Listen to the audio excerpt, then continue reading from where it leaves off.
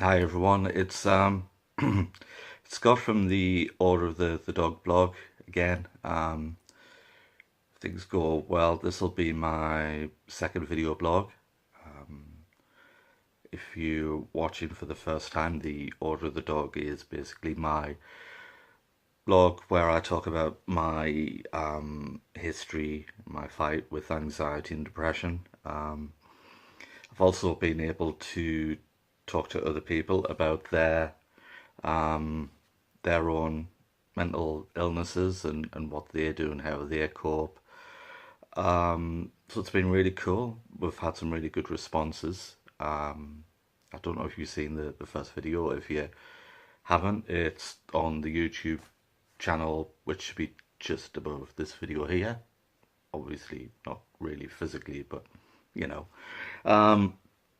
So in the first one, I gave a brief history about myself, and why I started the blog. I thought tonight I would go into a bit more detail about that. So I've got myself a nice fresh cup of coffee, and yeah, I'll start talking really. So basically, I've suffered from anxiety and depression since I would say, late teens. I was diagnosed officially when I was about 19, 18, 19. Not long after I tried to kill myself with an overdose. Before that, the doctor had always kind of refused to kind of say that I was depressed or I had some sort of mental illness. It was kind of more than a thing of, it's your hormones, it's your age, you'll grow out of it, which I thought I would do. I was quite late in growing up emotionally and physically. I think myself, I'm sure my family will probably, excuse me, agree with that as well. I've always been very socially awkward. Even now, I kind of find if I'm in a social situation, I can be very quiet if I'm around people that I don't know, or don't know very well. I also find as well that, it kind of goes the other way, that I kind of become this characterized version of myself as well, to get through the the event or whatever. I think that kind of stems from being in a band and performing that way. I mean, I know I do get asked, well, if you can perform in a band, how can you say you suffer from anxiety? It's all an act. That's not me up there. It's kind of my way to let things out and get them out my system. So that's part of the reason why I do it. That, and I enjoy it. It's fun to play music with your friends. But anyway, I kind of digress a little bit. So yeah, I was diagnosed in my late teens after an overdose attempt. I've had on and off periods of medication over the years, normally ranging anywhere between 6 months and a year and a half, 2 years, mainly on Prozac and citalopram. Prozac I found didn't really particularly do anything for me. Don't know why, just didn't really kind of like push the chemical button, so to speak. Citalopram kind of worked. Obviously, it's more for anxiety than depression, so it kind of helped control my panic attacks and anxiety attacks, especially in public spaces. But our last real period of anxiety and depression came last year, and this citalopram didn't really do anything for it. I went to the doctors in August last year.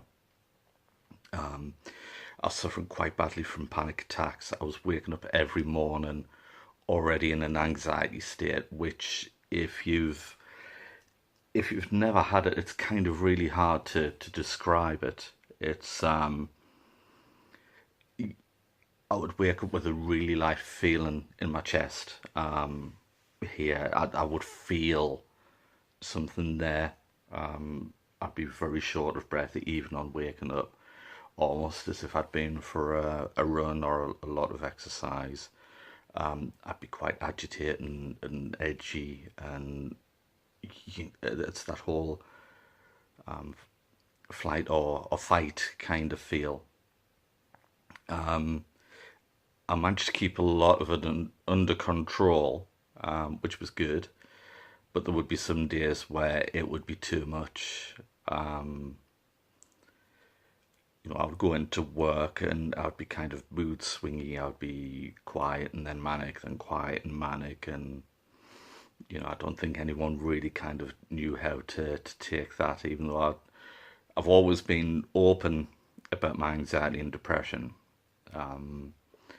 but it's still it's something else to kind of experience it firsthand when you hear somebody go, "Yeah, I suffer from this," and then you see the kind of effects of what they're going through, especially if you don't know kind of what it's like to what their experience is like. I mean, people ask me what is it like to have anxiety, and to me, it's kind of like feeling every single emotion you have all at one time, all at once, and you don't know which one you have to go with. You're happy, you're sad, you're excited, are you depressed, are you, it's just a whole kind of mess of emotion.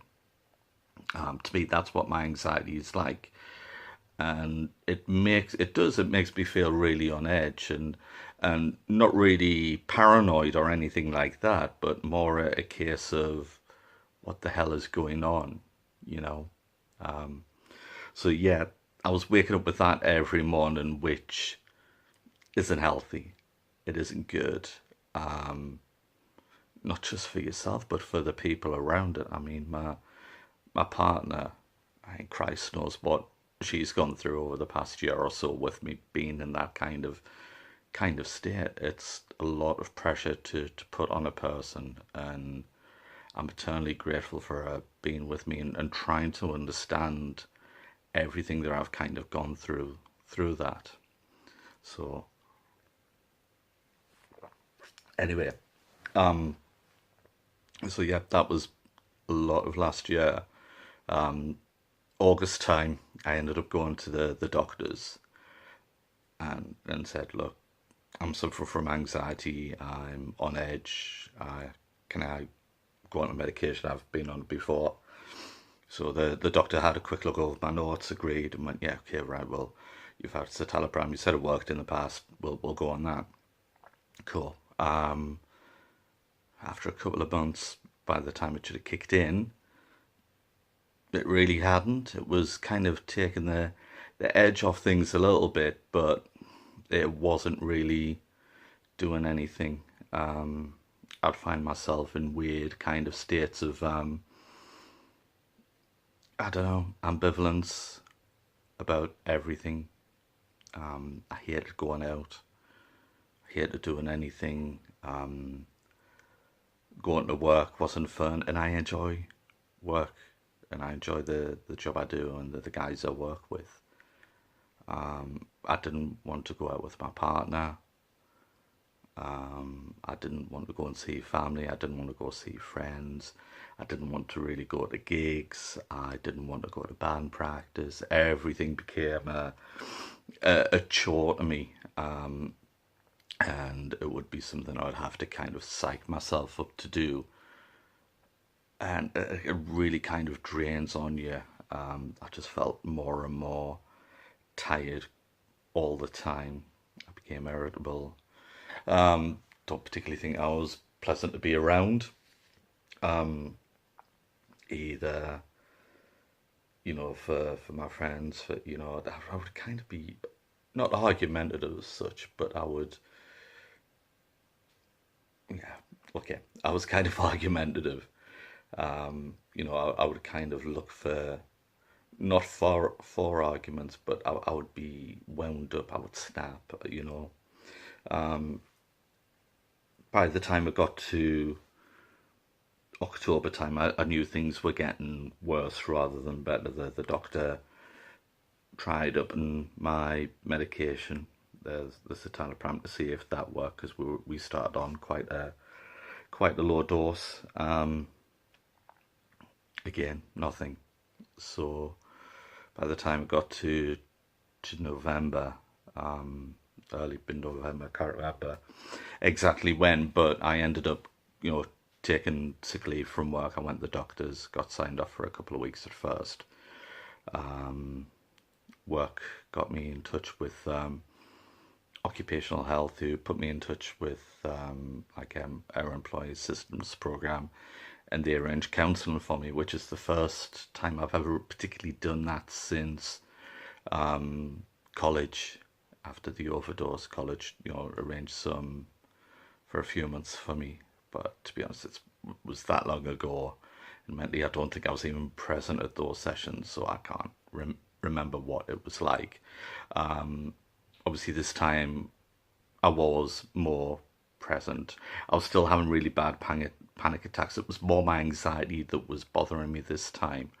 My depression wasn't really there, but as we started working on the anxiety, then we kind of knew it was masking the depression.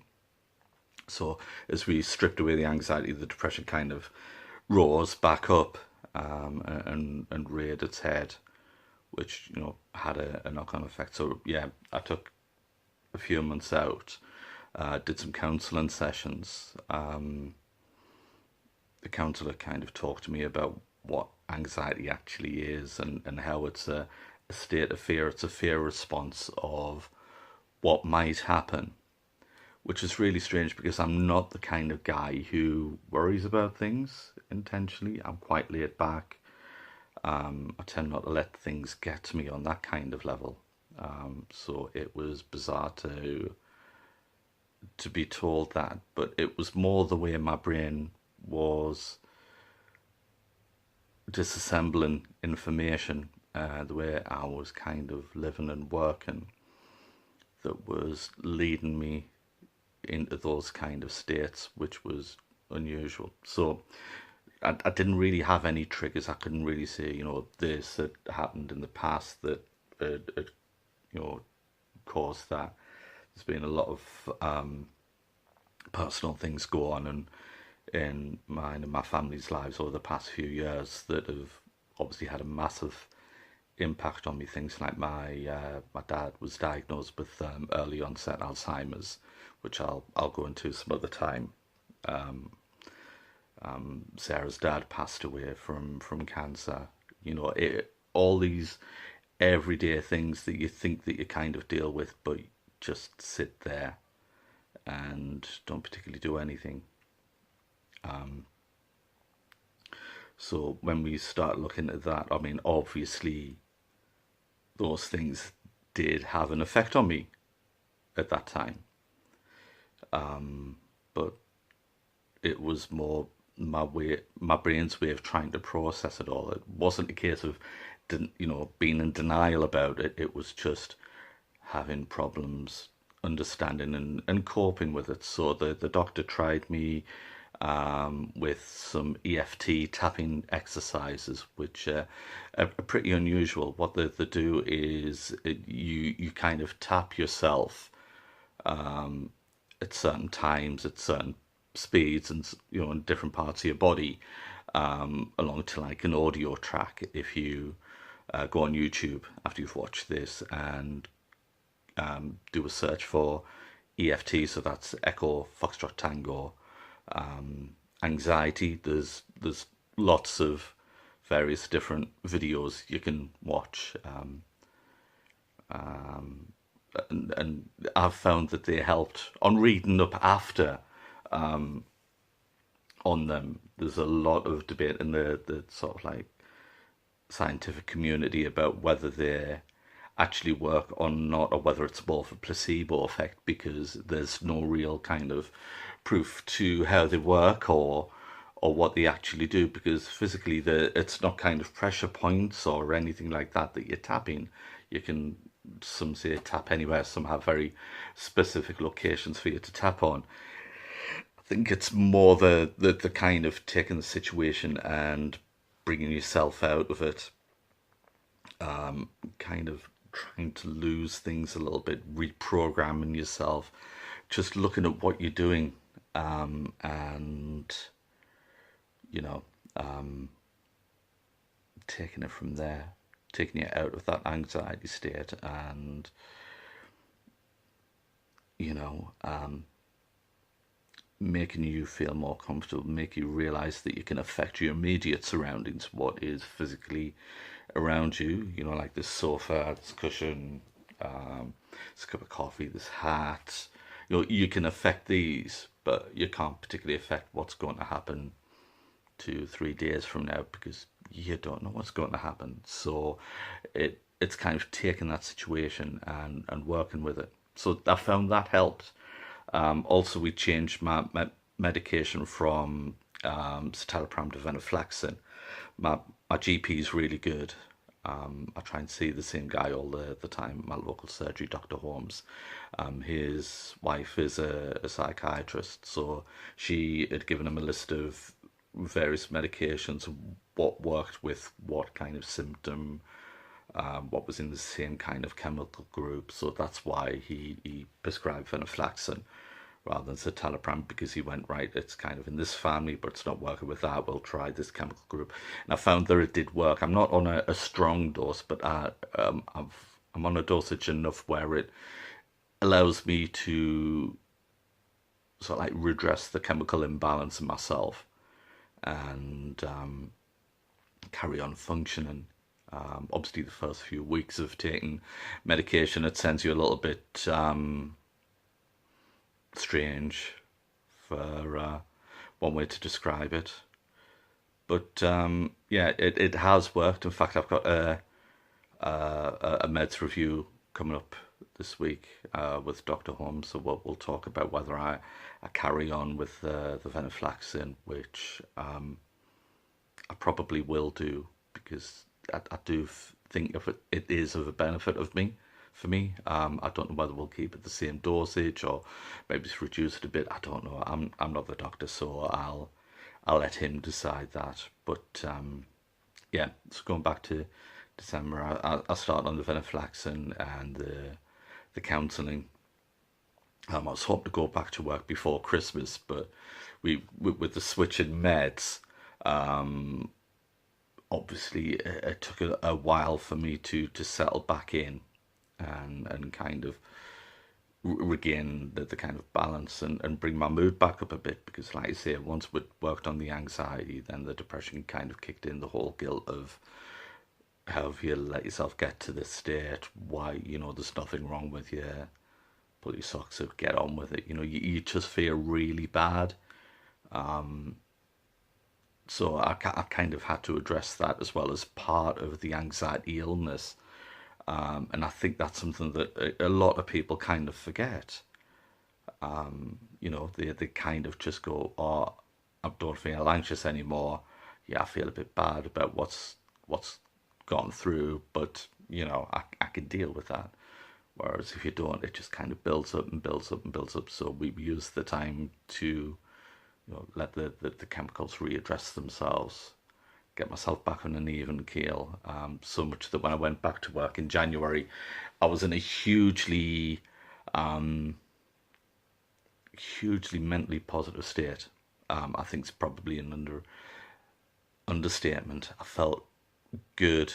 I felt still cautious about a lot of things, but I felt to a point where, you know, I could talk about it. I went onto Facebook about a week or so before I went back to work and said, look, this is what I've been going through for the past few months. This is why I've not been around. I mean, my band knew why, because I had to come. I couldn't do band practice at all over that period because I physically just couldn't pick up a guitar. that had completely left me. And even it got to a point where I was still doing the therapy and everything, and I didn't know whether I would be able to carry on with the band, because I doubted myself that much. But then again, I'm kind of I'm probably my harshest critic.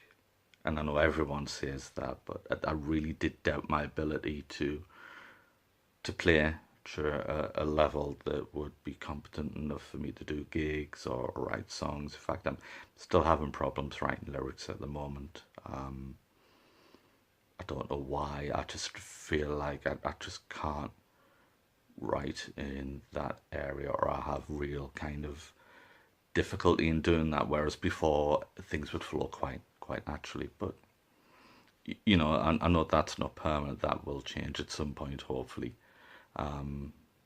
If it doesn't, some of the other guys are gonna have to start writing. So I went on Facebook and kind of came out with it. I said, this is what's been going on. This is what I've been up to. This is why I've not been around. And I got some really supportive feedback from it, which was really kind of heartwarming, from people that I knew, and people who knew I was going through this, and it just made me feel good. So I kind of use going back to work as the balance of my life being back again, being in a well enough place to kind of carry on with things. I know I'd still kind of had occasional issues with anxiety where I'd feel flustery and panicky, but I was generally pretty good with it. I could kind of cope and deal with it.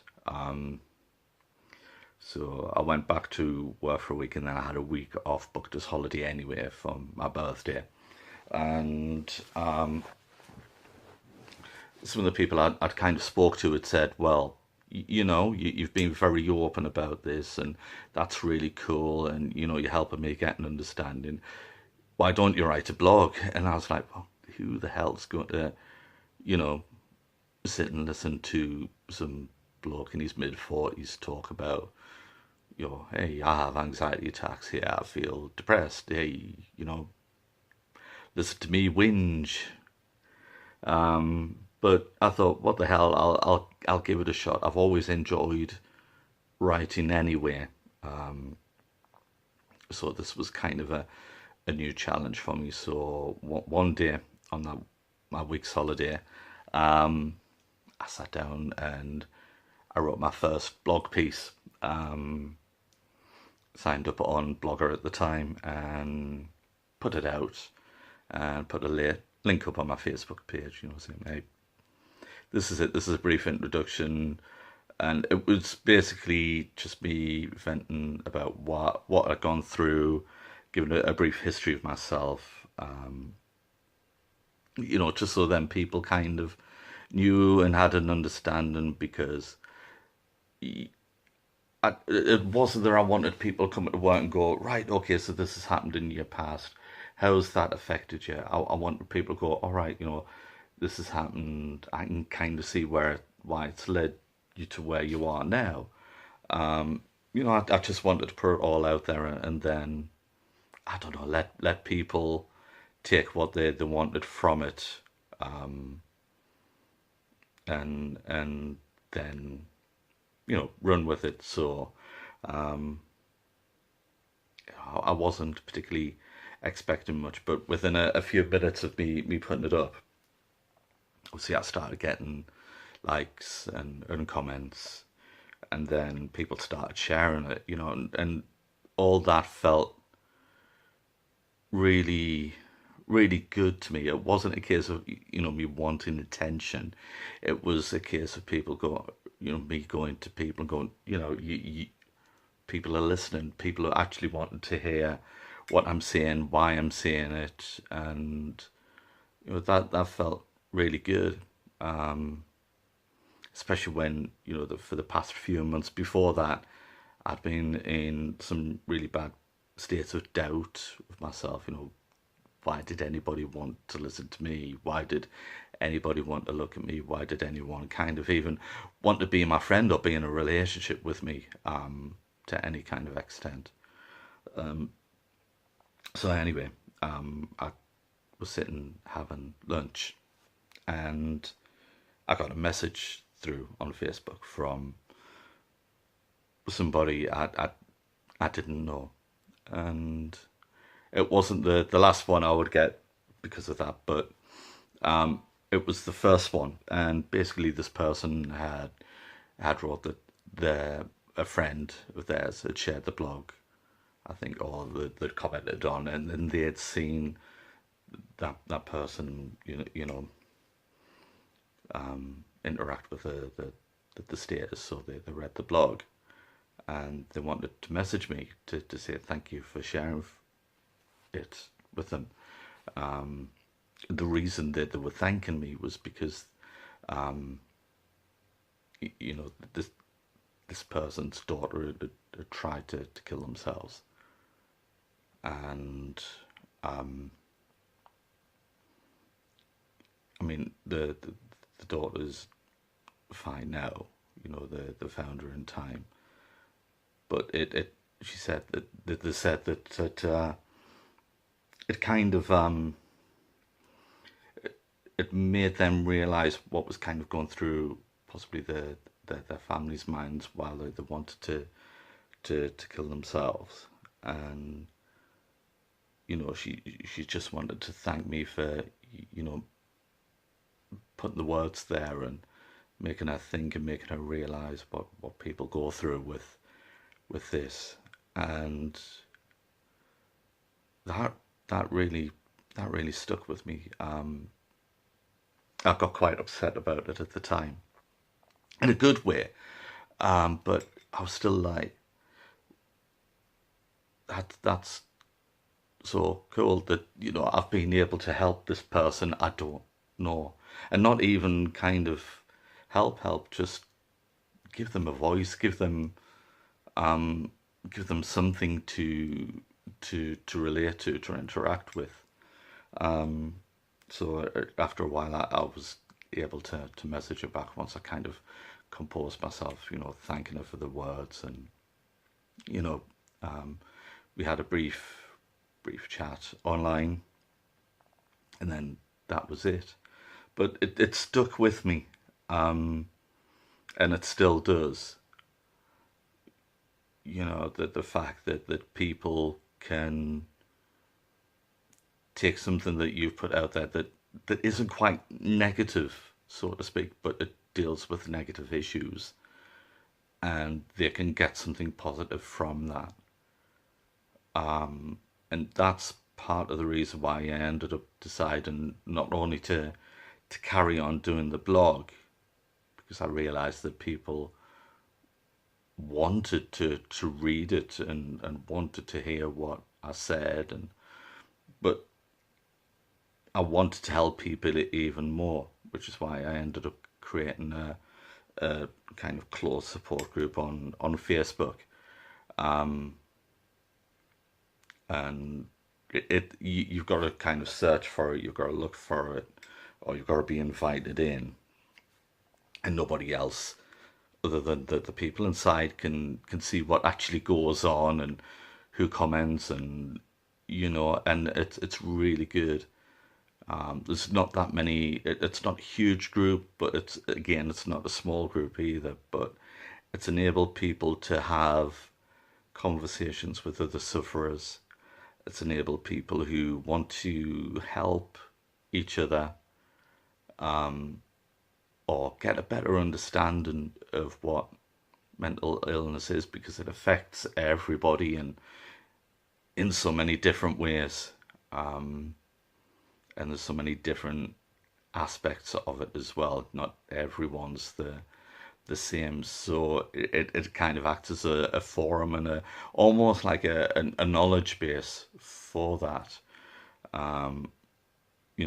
Some people have talked about things that I don't know about, or I don't have any understanding of, so I've ended up having to read up on it, to not a case of so then I can help them, because nine times out of ten, somebody else already is. But just so I've got an understanding for the future, or so my knowledge is improved on the subject. So that's been really cool, and it's been very, very rewarding. I've I've been to a couple of gigs where mutual friends have come up to me and talked to me about the blog and said, what a good thing it is. It's helped them gain an understanding of the illness and what people go through, which is, I've said it before. It makes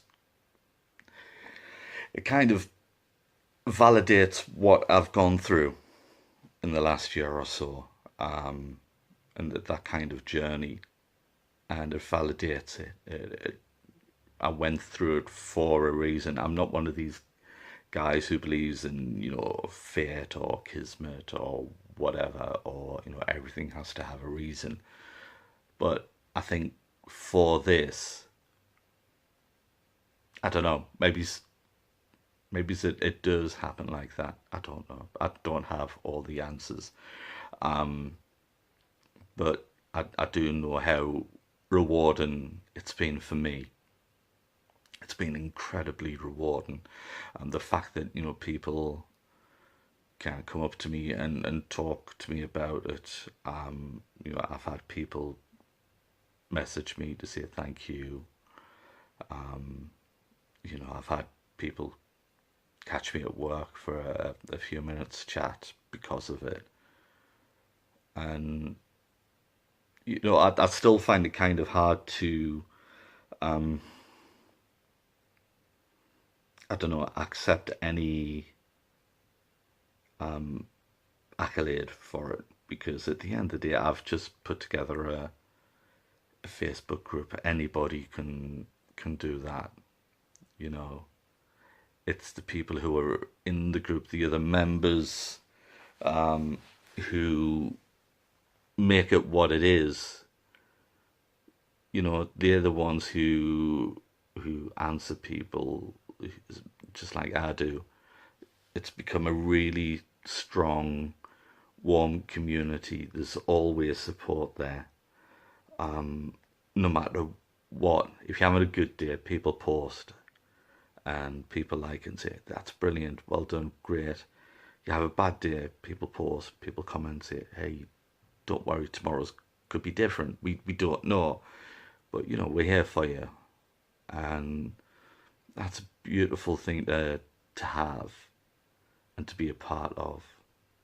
And I love every single one of those guys to bits.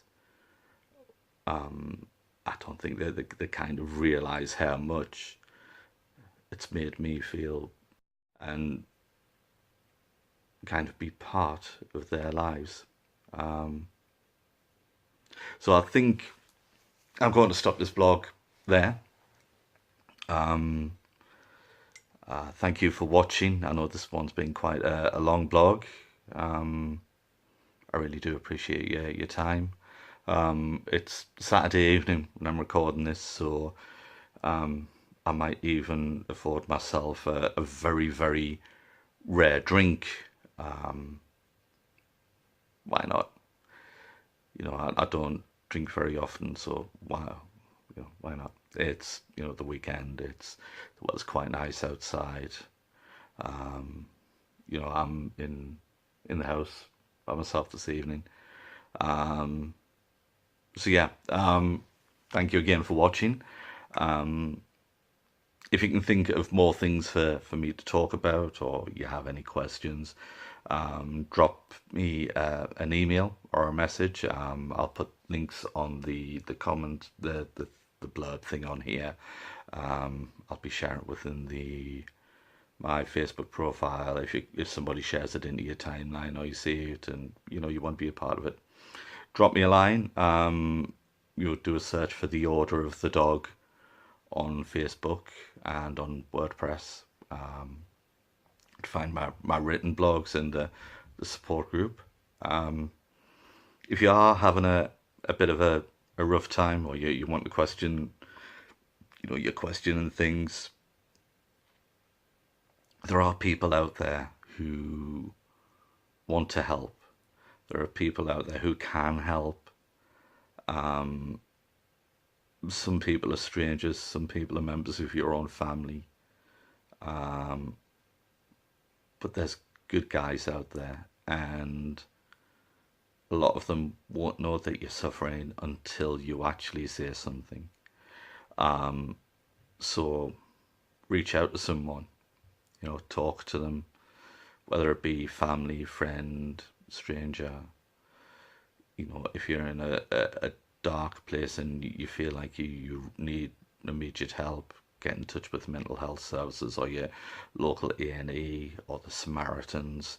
There are official bodies who can help you get the support that you need. And it is out there and it is doable, it is achievable. I've spoken to people who've gone through a lot worse than what I have and are here to talk about it and spread their story and their love to others and their support. So, things can and will do get better. I mean, occasionally it will get worse, but we don't know that. Nobody can tell what's going to happen tomorrow. So yeah. So on that cheery note for a Saturday night, I'm going to say goodbye to everyone. I'm going to go finish this coffee, which is very, very cold now. And I'm going to, spend some time relaxing and chilling this evening. So don't know what the next blog's going to be about. I know I've got some written ones ready to kind of go that I'm part way through, so they'll probably go up after this goes up, and then there'll probably be another video later on this week or in a couple of weeks' time. I don't know. Well, we'll just see. But like I say, if you can think of something that you would like to know, or you would like me to talk about, drop me a message, drop me an email, drop a comment under here. Okay. Thanks for everything. This is me eventually saying bye. Have a good evening or day wherever you are. Please look after yourselves. Like I say, if you are going through something, get in touch with somebody. There are plenty of people out there. Just reach out and somebody will help you. Okay, thank you very much. Please take care of yourselves, and my love to you all in a kind of hippie kind of way. All right. Okay, good night. See you later. Bye.